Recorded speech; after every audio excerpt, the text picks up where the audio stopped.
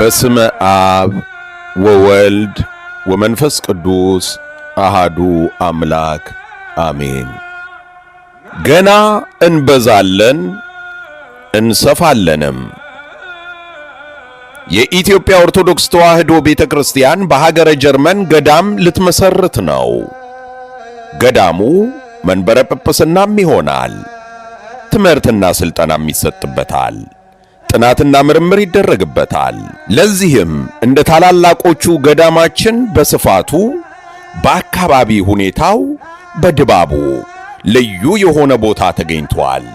ይህን ታላቅ የቤተ ክርስቲያን ፕሮጀክት ለመደገፍ ጸጋው የበዛላቸው መምህራንና መዘምራን የሚያገለግሉባቸው የስብከተ ወንጌልና የገቢ ማሰባሰቢያ መርሃ ግብሮች በ3 የጀርመን ከተሞች ተዘጋጅተዋል።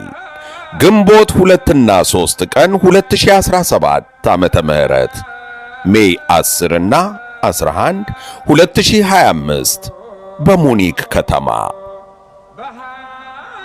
ግንቦት 9 እና 10 ቀን 2017 ዓመተ ምህረት ሜይ 17 እና 18 2025 በሙንስተር ከተማ፣ ግንቦት 17 ቀን 2017 ዓመተ ምህረት ሜይ 25 2025 በፍራንክፈርት ከተማ። ኑ ቃለ እግዚአብሔርን እየተማርን በዝማሬ አምላካችንን እያመሰገንን ለቤተ ክርስቲያናችን ቋሚ ርስት በአውሮፓ እንትከል።